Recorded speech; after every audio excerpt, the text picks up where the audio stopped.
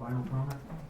Yeah, this is fine. So, exactly what Councilor Clark is saying is that, is Time Warner subscribers are paying for other systems that don't directly benefit Time Warner subscribers. He's talking about the websites and everything else. So there is a difference. They are subsidizing the taxpayer. Councilor Duffy.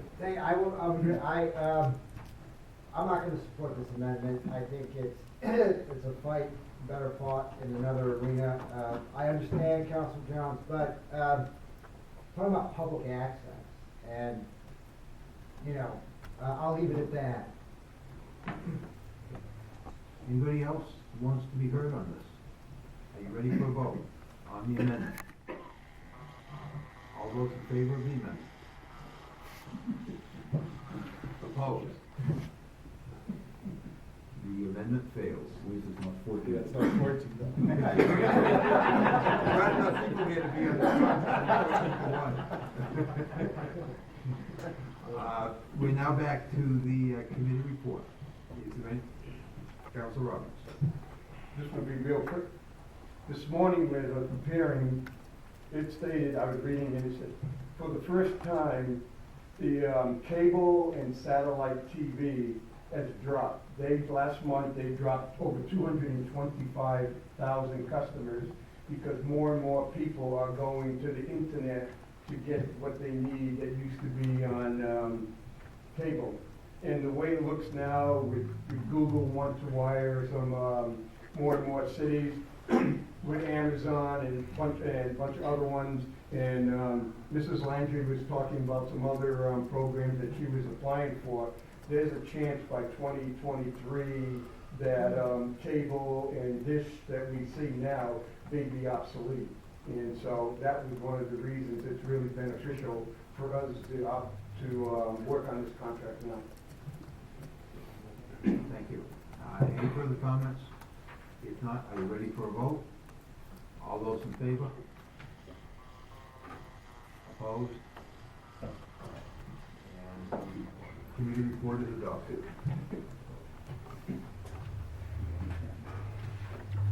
Number 10. Finance Organization and Personnel Committee report relative to the Energy Efficient Light Program.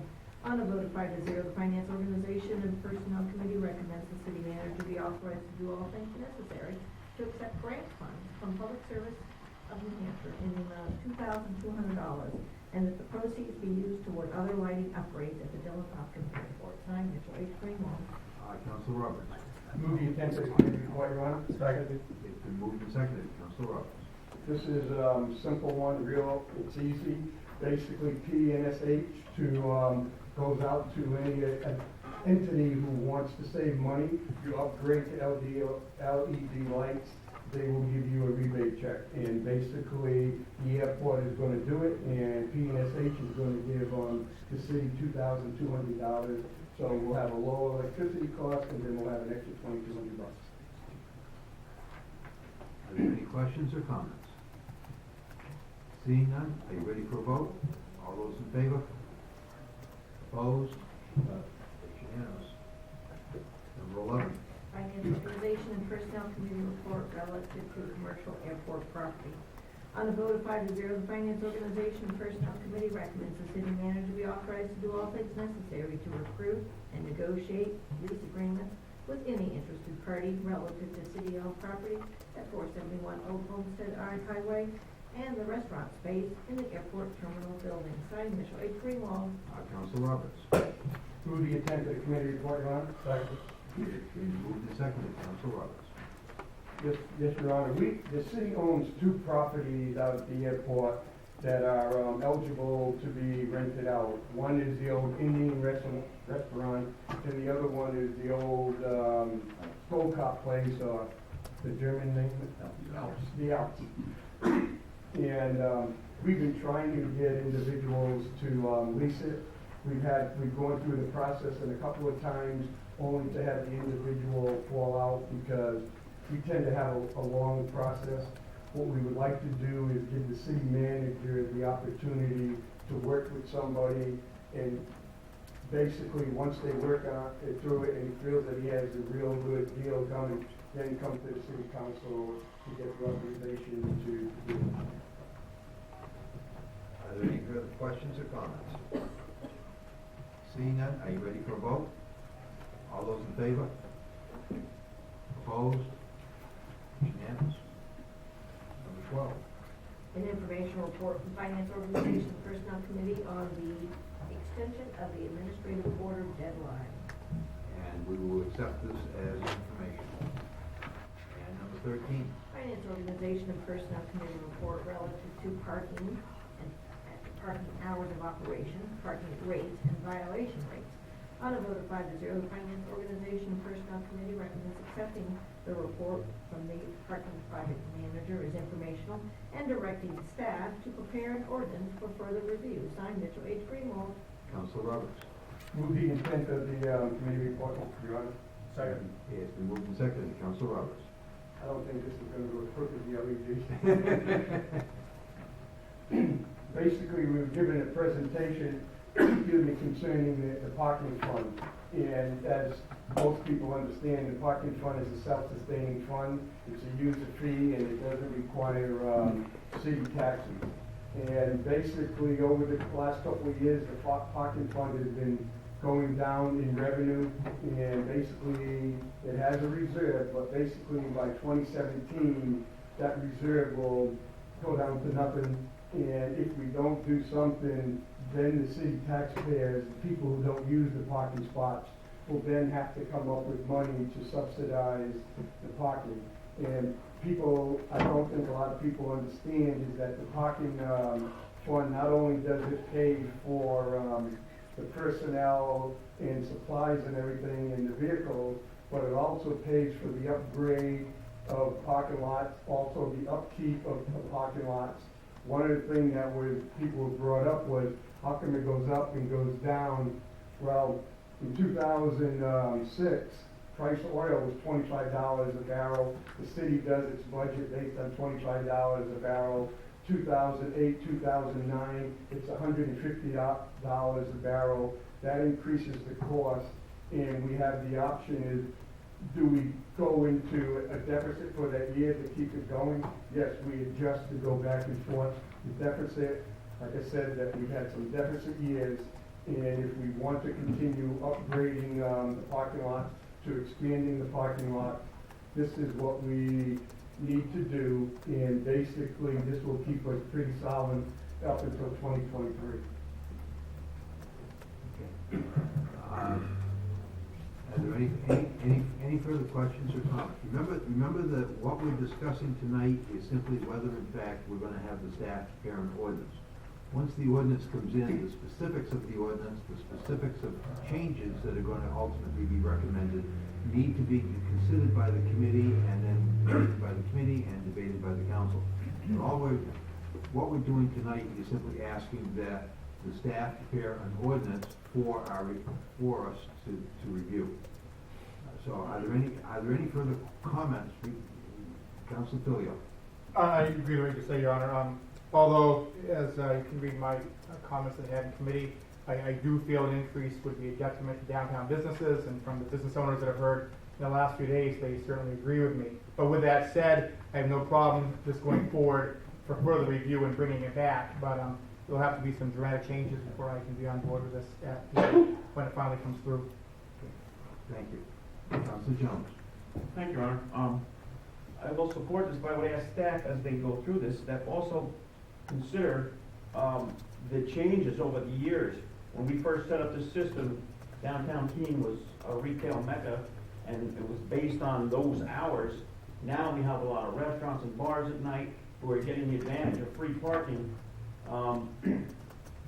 After 5 o'clock or whenever the parking ends, it's free parking, and we have a lot more of those services now than we used to have. When we first came out with the parking ordinance and had parking meters, downtown was a retail destination, and I think we should look at the hours also as a way of increasing revenue, instead of just looking at raising the fees. Council Chad. Thank you. I would have to echo Councilor Filio. I've received calls already from downtown businesses I'll support, going forward with the ordinance, but I would want to see some changes, some, not drastic, but some changes made to it. As it stands now, I think it's too dramatic and or too extreme, and, businesses are upset. Thank you. Council Duffy. Thank you, Your Honor. I would like to say, last week, there was a presentation where one of the recommendations from Mr. Lamoureux and Mr. Thornton was exactly what Councilor Jones said, increasing the hours during the day. I did bring up, and I think staff heard our concerns last week, and certainly they're hearing from downtown merchants. One of my concerns is people who work downtown having to pay a lot more for long-term lots. We also have a communication about the condition and activities in the Wells Street lot, which I think may be a law enforcement and as well as a parking fee issue. But I will say, I understand the merchants' concerns, but we also heard last week that many merchants felt this would help increase turnover and not be a detriment to their businesses. My observations are that, and I hope the council thinks about that a lot, what the long-term benefits could be, adjusting the parking rates, and what really is just a change, and what's really reality, because I'm hearing a lot of different things from downtown merchants. I'm also seeing my own experience working on Central Square. Plenty of people who work downtown park all day and plug their meters. It's a $5 ticket. It's a price of doing business. It's easy. And they have a little help with folks plugging their meters as well from time to time. Also, that creates a detriment. And it doesn't have to do with cost. It has to do with walking a block or two more to the lots on Commercial Street. So I'm looking forward to seeing this come forward, and I hope there's enough of us here tonight to vote in support of it. Council Roberts. Just to reiterate what the mayor stated, this is just to have staff start going through the process, and it will come back to the FOP, and then when the FOP has it, everybody who has concern will have the ability to come to the FOP. And because some people talk to one counselor, some people talk to another counselor, and once the staff does it, it comes to the FOP. Everybody who has a concern from the public can come here and speak about it to all the FOP committee, and then the FOP committee will be able to speak to all the city councilors. And so when we get ready to make the final vote, every city councilor will have the same information. This right now, none of us have the same information, and this is just to get the ball rolling, and there's no guarantee that the hours recommended here will stay here. It's no guarantee that the increase in the parking fine will stay at this amount. There's no guarantee the different lots will go up by the way this is recommended. This is just a process to get the ball rolling. Council Chadwell. I haven't heard anyone say they won't support it. Even those of us with concerns or mentioning downtown merchants have said we would support this going forward. We just said we won't, we want to see some changes happen to it through that process. So I'm not sure why we're having to stomp our feet on this one. Any further comments? Are you ready for a vote? All those in favor? Opposed? It's unanimous. Okay, city manager. Oh, wait a minute, we still have one more item. Number 13. Number 14. Actually, before we take on 3814, we have two memorandums from our boards and commissions that we'd like to bring forward. The first is 3C1, which is a report on behalf of the planning board that's recommending adoption of the capital improvement program. And 3C2 is a report on behalf of the Bicycle Pedestrian Path Advisory Committee, and they're recommending the reallocation of $20,000 identified in the CIP for the Jonathan Daniels Trail toward matching funds, get reallocated to the Cheshire Rail Trail Phase 2 project. And both of those items will be accepted as informational.